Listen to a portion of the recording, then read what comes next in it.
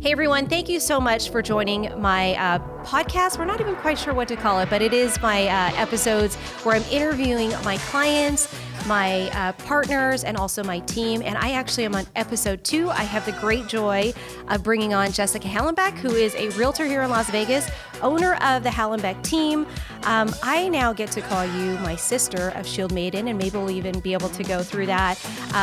Top 250 list here in Las Vegas, wife, mom of 3 daughters. But we're going to just dive right in and talk a little bit. Actually, we're going to talk all about you. So welcome, Jessica. Thank you so much for coming on to the show. Well, thank you for having me. You're welcome. Yeah. I'm really excited because we do these weekly conversations, right? We have what I call in my calendar is called a power call, because I think it's amazing. We're 2 powerful women really discussing, business, but a lot of different topics come through that. But I would love for you to share how you got in the real estate industry. Let's just start off with that, how you got into the industry. Yeah. So I grew up around real estate. My mother was she's still in real estate today in another state. Oh. My uncle, my entire family. So it was easy for me to end up in real estate. But my career here in Vegas actually really started in 2015. I was having a baby. I was a school teacher, and I loved my teaching job. I had just finished my master's in education, and I was like, well, I want flexibility, but I can't sit at home and just sit here because that's not going to work for me. Yeah. And I just was like, I'll get my license back because I used to do real estate in the past, not as active as today, of course. And my career just took off. I mean, I was active right away. I did videos. I did things that got me out there. And then once I kind of became known for knowing what I'm doing, it just kept going. And then it became my new career. So you said 2015 is when you started. So you really just jumped all in. Videos really weren't a thing then, right? They were just starting to make their way into the world. What was Facebook? I don't even know if Instagram was around then. Right. Was it? So did you have this playbook from your mom, or was it just something you... No. So when I was a realtor in 2004, 5, and 6 in Mississippi. And I didn't even know how to get clients. I didn't know what to do. I'll do that. But it wasn't, when I got in this time around, I knew that I needed to put myself out there. I needed everyone to know that I was in real estate, and I made these cheesy videos of me going just places and got every name and number of every person I knew in Vegas and just started sending it to them. Wow. And I really was highlighting the community. It was not so much real estate related, but it was the point of, hey, remember me? Yeah. And then I made a lot of phone calls. I would call people, check in. That was really what helped me progress my business. Grow your database. Because you're a top 250 realtor here in Las Vegas, here for Signature Real Estate Group. You're always on the quarterly leader lunch, obviously at the award ceremony and everything, top of the list there. And so it's amazing to think that you've grown this really organically, but you really put yourself out there. You're kind of a trendsetter when it comes to the video stuff, right? Because today, this is half the reason we're doing it, is to bring this video presence in. That's one of my goals for 2022 is to kind of up my game, but you have really been that trendsetter in doing that. So I think that's great too from a real estate standpoint, getting into the business. You kind of just went all out and doing this, but you brought value to your clients, right? That was the number one thing. Oh, yeah. So my business model from the very beginning was high-end customer service and experience. So when I would have a client, I did a lot of different things to make sure that the experience was smooth. I over-communicate. If it has an email, we get a text, we get a phone call. It's a combination so that nothing's left behind. Because at the end of the day, people want to feel that they can trust you and that you really have their back.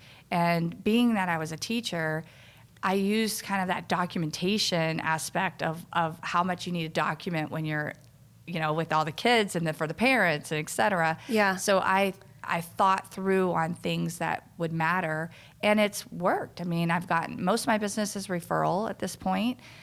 We do get some online business, and most of my videos were not for the general public. they were for just the people that I knew. But that's kind of changed a little over time, but it still is for that. It's for the people that know me. Yeah, because we do your market update, and that really is for you. You send that out to your database, right? It's a way to educate them on what the market is, and of course, you have a great social media presence too. So you throw, I see, that's out there also for other people who may not know you, but also for your circle who does. They're sending that information out, and it's great information, always relevant, always you always want to have it like set at the specific time frame so that it launches where it's still relevant for everybody. But one of the questions was, being a teacher, how did that bleed over to your real estate profession, which you just mentioned a little bit. But I would also think it's also how you communicate with clients, right? Because sometimes and I know this for myself, communicate a little bit too, sometimes over their head, right? But you probably have, being as a teacher, you make it very simple to understand this process, that we're going through from start to finish. So yeah, I wanted to add on as far as you being a teacher and how you communicate effectively with them through that, how that kind of bleeds over to your profession today. I think that when you are a teacher, you have to do all these lesson plans. You have to post them for the administration to see it. You have to, you make the agenda of what's going to happen, and you have to think every little step along the way. So the same thing happened in my business where, like, you can't tell on the back end, but we have a checklist, a plan. Yeah. This is going to happen. Let's do this when this happens. And we keep this really good flow so that we're never missing a beat, and we're always changing it. I mean, it's a flow because things change, the market changes. That would work really nice. And you only learn from experience over and over and over. So we've constantly update things, and I'm always adding new processes, new procedure lists that we like to add. And so it's kind of a combination of lesson plans, basically. Yeah, right. For the adults buying a home. Well, even for us as a partner, it helps us to align with your process as well. And it's also very beneficial to have a partner who is extremely organized and structured, because it's easy for us to plug in with your process and be part of the experience, to your point. When we're working with some realtors who don't necessarily have that, it's very difficult to know when we should be ebbing and flowing with them, or if we're jumping on, if we're stepping on toes or whatever the case may be. One of the things I also wanted to chat about, because I know you're in the process of expanding, right? So you're growing your team, and we've talked a little bit about what that expansion looks like for you. So would you share with the audience kind of the vision and why you went down this path of expanding your team? Well, I always said pretty much to myself that the moment that I felt that I couldn't handle something in a customer service type way, an experience way, that I needed to then let go and allow other people to help, because it is about the experience for the client. So if I get too busy, and that is something you never want to tell your clients, like, I'm too busy, that would be awful. But now if I delegate a few things to other people, then they're getting the best of everything, because that person that's going to go out and show them homes is there for them 100% in, not necessarily checking their phone and what's happening here. I then, on the other hand, know they're in great hands, can watch and oversee the main process, and just be the leader that it's kind of turned into. So that's the cool part about the expansion. And I see everyone having a role, but the team has all these communication channels, so that way we know what's going on. We use a combination of technology platforms that really help us stay in touch, know exactly where we're at. Between our assistant, who's on the back end, that we don't see her very often, but she's literally involved in everything, to a buyer's agent being out showing, and then myself, who I actually communicate a lot with the clients. More of like giving them the checkup, like, here's what's going on, this is happening. I might not actually write the document anymore, but it's happening under my watch.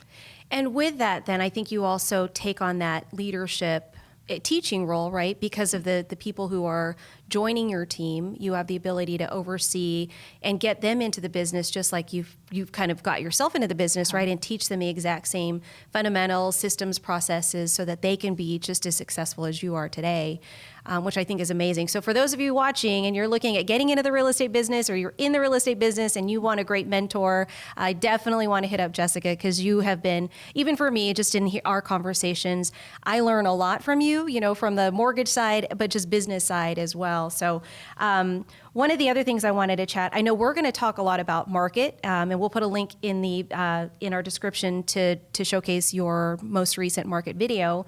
But what do you think about where the market is today and where we're headed tomorrow?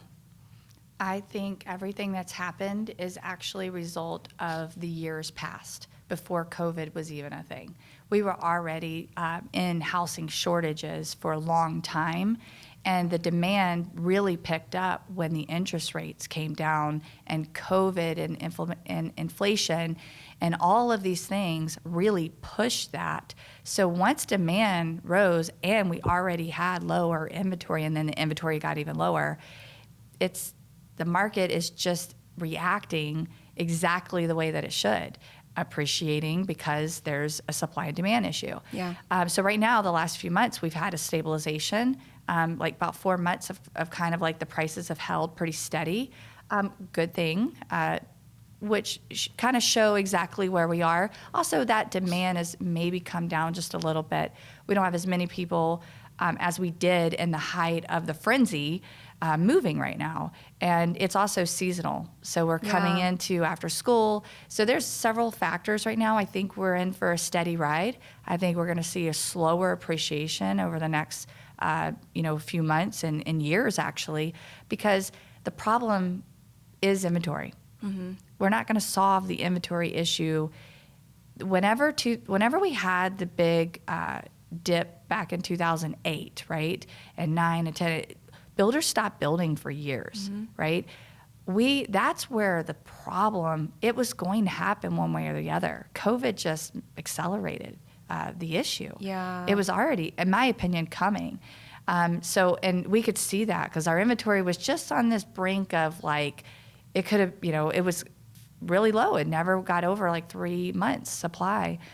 So I just think that we're in for more of the same right now. Yeah, for 2020. So you're not really doing anything different from your business model of what you have today? Because I do hear a lot of clients and agents that are talking about, well, you got to get ready to pivot and shift because things are going to change on us next year. I think you always have to be ready because we don't know what another natural disaster could be, or another big market problem, or another, those things we can't predict. You can't see that coming in so many ways. But there's still just a shortage of inventory, and people have to live somewhere. It's and true. if rates stay where they're at, it's affordable. Yeah. Whether the prices are high or not, the rates dictate the affordability. Yeah, and you also mentioning that it takes the clients that come in and say, well, next year we're going to see a huge decrease, but to your point, because of the inventory, a shortage of inventory, we're still going to be in a appreciating, but maybe not as high of appreciation as we had in 2021 or we've had this year. I keep forgetting I'm already over 2021. I'm into 2022, but what we've had this year, basically, from a huge appreciation in the first 6 months of the year. It was a $10,000 increment increase for 6 months straight. Yeah, and now, in the beginning of the year. So people are thinking, wow, you just said we flattened out. So does that mean, it just means that we're not... It's not going up in that amount. Right. Yeah. But we still have some appreciation. So we appreciated from last month. Yeah, even if it was a couple $1,000s, mm-hmm. still appreciation. So you are top 250, and I don't know if that means anything. I know for most top producers are kind of like, it's just a report. What does that mean for you to be top 250 list here in 15 plus thousand realtors in Las Vegas? It's interesting. The first time it came to my awareness that I had made that list, I was like, whoa, okay, all right. It just took me by surprise. Yeah. And then we just kept, there's not been a slowdown in my business. It's just been a steady increase. And that would be the natural trajectory, as long as you're doing the right things, right? Yeah. I don't think it matters much to me at all. I mean, I'm not in this for the fame or any of that kind of stuff. Like, Yeah. I love helping people. That's why I was a teacher. Yeah. You know, it's about the clients. It's about helping people find a home, because you spend so much time in a home. Yeah. And you got to be happy. I agree. So that's it for me. I agree. Well, you're super busy. I know you've got 3 daughters. One of them is actually relocating back to Las Vegas. You're a wife, entrepreneur. What do you do for fun? Well, I love to mountain bike. I don't get to go as much as I like, but we strategically purchased a house that's close enough to a trailhead that I could get out and ride immediately. Awesome. So I could go take an hour bike ride at the drop of a hat, which I love. We also love to go out to Lake Mead and enjoy the water and outdoors, and little mini vacations, and mostly spending time with my girls. And those are the main things. I read a lot. I'm try to stay active, and I don't watch a lot of TV, but I'm always doing something. Yeah, that's where you and I are very much alike. I have some of my other friends are like, "Oh, did you see this episode or whatever?" And I'm like, "No, but I got a great book to read. Tell me about that book," which I'm going to ask you about the books. But to touch base on your mountain biking. So you mentioned near your home. Is that the favorite mountain biking route that you would suggest if somebody were listening to this wanting a mountain bike in Las Vegas? Okay, well, let me tell you about mountain biking. Okay. So I just go out and I like to ride on a trail. I don't want to do anything crazy. I don't want to break my bones and fall and anything like that, which I have fallen. And it's not that bad. I skint my legs up last year, just kind of slid out and hit my hand. And once I bruised my hand, that made it even harder. But anyways, the thing about mountain biking is really, it's just like trail riding for me. It's faster than going for a hike. So you're kind of moving. It's got a little bit of adrenaline, but I don't overdo it. I would love to do it a little more, but we'll see when I can make more time for it. And I actually got into it more because of COVID, because it was a clean outdoor thing to do. I had a bike. It got stolen. Yes, I left my garage open in the middle of the night. That was a bad thing. Oh, no. Good thing we locked the door, but everything in the garage could have got stolen, but only my bike. Wow, easy. So I replaced access it. Yeah, got it. So are you doing like the Red Rock? You don't really do the street trail then that goes inside No, I of the haven't loop? quite gotten into that. I think the fast cars zooming by scares me a little bit. Yeah. Nobody's gonna run over me on a trail. just yourself, right? That would be the only thing that I could fall. But I like to go out to Blue Diamond, to Cottonwood. Okay. That they have amazing trails. The actual road to Blue Diamond, there's trailheads there that I've ridden. So I haven't ventured to Boulder City or even like taking my bike out to like Utah. Like I would love to do that. Yeah. Those are things I'm going to eventually do. Awesome. But this is kind of a newer hobby for me right now. Is it? Yeah. Well, so I have a mountain bike. So the reason I was asking that is like, I don't know where I ride on the street, but I get nervous about cars and things like that. The one time I went trail riding, the same thing. It's too like bumpy for me. Is that the right word? You don't have the right bike. It's either that or I think I just like, I don't know. There's trails. Everybody tells me there's these mountain biking trails. And I'm like, I just go right on my backyard and there's like places behind in the mountain area, but I don't think that they're designated mountain biking trails because they're really rocky. There's apps for your phone that'll track your trails. Okay. You can actually track your ride. Strava is one that Strava? tracks all that. So you Okay. can always get to your personal best. So every time I go out and do the same loop, I'm like, I gotta beat myself, because I'm very competitive internally. You are? That Oh, yeah. doesn't sound like you at all. I We have know. conversations all the time, and I'm like, you're so competitive. I track my numbers. Yes, you do. There's things that I do that are very much that competitive spirit. I don't know why that's there, but I think it's a good thing, honestly. Like, agree. Having that want to be better always makes you step your game up. Yeah, I agree. And I think, for you, because you're so driven, you have to know where you're at, right, in order for you to get even further ahead. And we talk a lot about that as far as just goal setting, goal tracking. And I mean, you are very meticulous about everything from leads, how many, the conversion, and then obviously what ends up being contracts and things like that, which is great, which has made you the successful person that you are today. So tell me a little bit about the 3 apps that you tell every realtor to download today, because you're cutting edge, right? Getting into the videos, you do a lot. What was the mountain biking app? Not that Strava. specific, Strava. Well, that's not really great for trails. Trailforks. There's also like another one. But if you're into mountain biking, hit me up. We can schedule there you go. A ride or something. Yeah, hang out. Maybe you guys you probably won't take me. I'll be the person in the back. I'll be the caboose. No, any level. Okay. Any level. Actually, when I said, have the right bike, if you're only, if you're not having a full suspension bike, you're gonna feel a lot of the vibration. Yeah. I'll have to check that out. It's been several years that I've ridden my bike, but anyways, so back to your 3 apps. Well, I am a big fan of Trello. Trello is like a sticky note app. That's the best way to look at it. So it's literally where you can create these boards. Imagine just a big whiteboard and you sticky note and you move your notes around.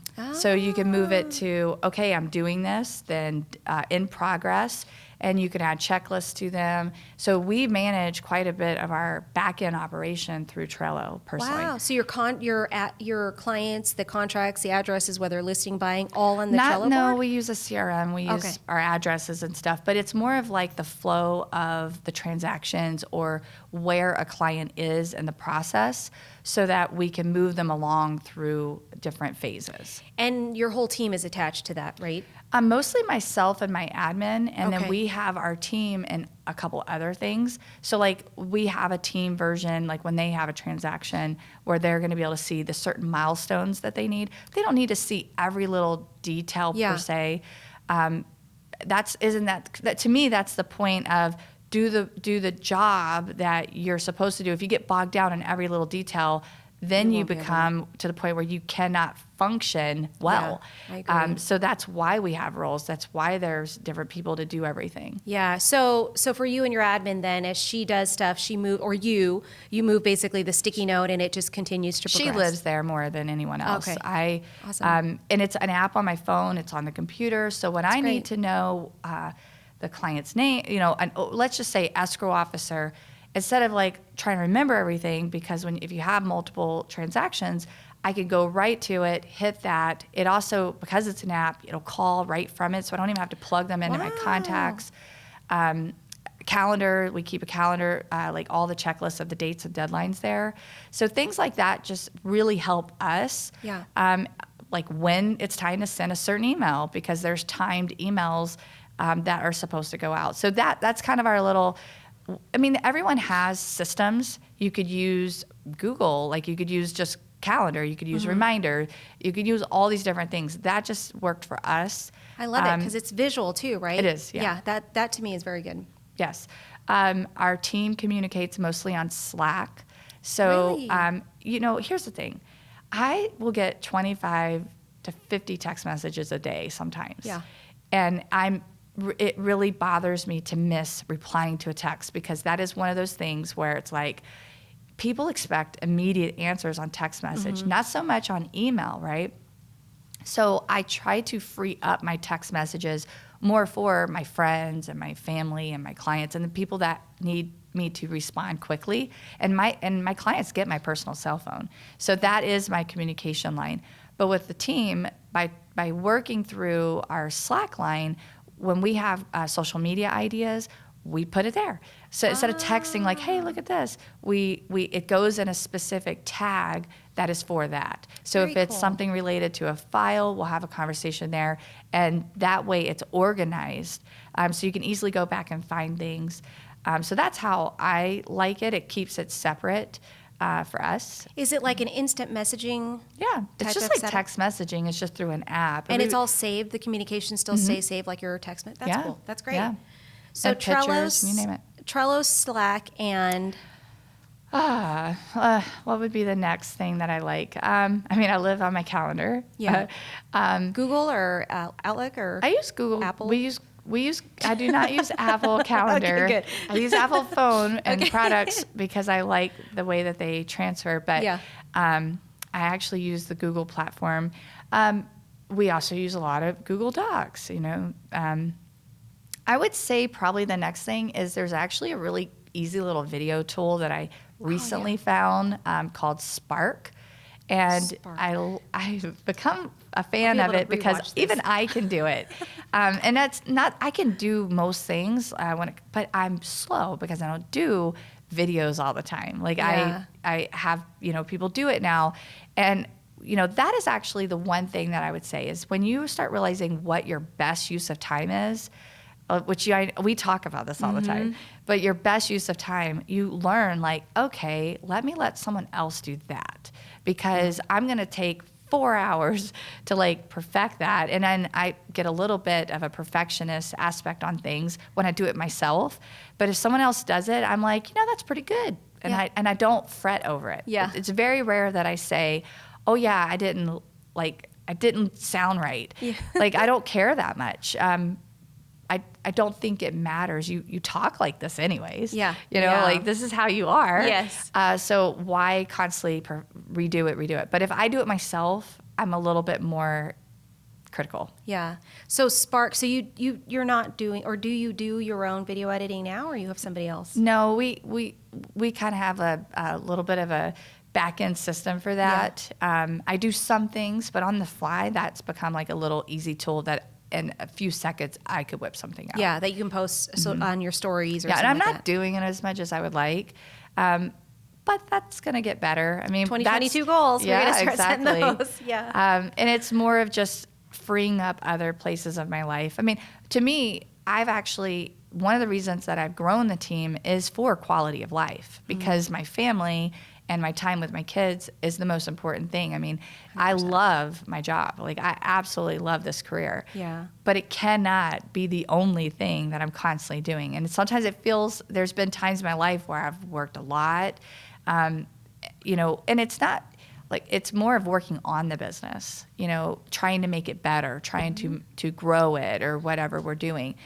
So now it's more of, okay, well, how can I gain some time back? Yeah. So how can I leave occasionally at 4 o'clock in the afternoon or 3 o'clock and pick my kids up? Yeah. And still not feel that things are not being done. So that's my ultimate goal. And that is equipping yourself with a great team, your back end, whether it's your admin, your buyer's agent, and multiple agents that can help you as the volume and everything continues to grow for you. Do you think, is that something that you've just come to a realization of, like, for now that you're ready to do this? Do you think any of that came out of the immersion? I do want to kind of touch base on that for a few minutes. So Jessica and I came through, so I went through immersion in 2019. You just finished in October, right? Mm-hmm. Was October of this year. And so I had that same revelation because I think super mom, right? Workaholics, just designed to be driven and built like that. But coming out of that, it gave me that same appreciation and realization that I wanted more out of just the hustle. So is that something that you saw also, or has this just been something that you've been working towards? It's been something I've been working towards, and it was more realized from the immersion experience. Yeah. When you're in that experience, you really get real with what matters the most to you and those things that are driving you. And I knew all along that my biggest driver were my daughters, because when I had my oldest daughter, I was pretty young. I was like 16, 17 years old when I had her. And so I always had to push myself harder and harder and harder to be able to survive, to figure it out. And then whenever I had Brooke and Sloan, it added like an extra layer for me. So I am very much driven for those reasons. But I think any parent is. It just depends on how you go about it. So I could have just stayed being a teacher, but that's not what was in the cards for me. That's not the way things happened. So I just personally feel that going to immersion was this, like, hey, don't get so overwhelmed in that. Like, it's not about that. Like, I love what I do, but I cannot just be that only. Yeah. So my girls need me to, stop and play with them a lot more. Not that I wouldn't, but I'm just saying, like, I was more aware of it. Yeah. So now I get down and we play Barbies more. Yeah, that's awesome. Yeah, I think it's definitely something that opens up your eyes. Just the immersion aspect of it opens, and that's the intent. It's to open up your eyes to different things. I'm truly excited about us being being, now I can call you my sister. Not that I couldn't before, but inside of that circle of champions and also Shield Maiden. And I'm also very grateful for you, just of our friend. I mean, it really kind of came out of COVID that we kind of connected, and it just became a process for us to connect every week. And I look forward to our weekly conversations. So thank you so much for entertaining me every single Wednesday morning. So what I like to do is end our call or end our episode or show with rapid fire. My 2 shows. I'm ending my 2 shows with rapid fire. Right. This will be it. Okay. So really super easy questions. All right. So do you like books or Audible? Both, but I Audible more. Audible. So Audible or podcasts? Audible more. Audible. More books. Okay. YouTube or Instagram? I hardly ever watch the videos on Instagram. YouTube. You don't watch our videos? YouTube. I watch our videos. I watch a little bit, but I don't navigate Instagram very well personally. Same. Yeah, me too. My daughter. I feel like I get down these rabbit holes, and I'm like, I did not want to watch that. Yes. And then I'm like, I monitor my social media. I do too. Actually, it was so bad for me that I had to delete it off of my phone because it's just an automatic process to just jump online when you have dead time. Okay, Raiders or VGK? VGK. Yes, go Knights, go. All right. Red or white wine? Ooh, I actually red wine is probably my favorite. Yeah. All right. So Cab or Merlot? Cab. Awesome. Well, again, thank you so much for sitting here, being my second guest. Appreciate you allowing me to stumble through this. And if you liked the information, please make sure to share it, subscribe. Also, we're going to drop in the description our market update for this week or this month. And if you have any information or want any information about real estate here in Las Vegas, you're looking to be part of an amazing team, make sure that you connect with Jessica Hallenbeck. All of her information will be added into the description. Thank you so much. Thanks for having me.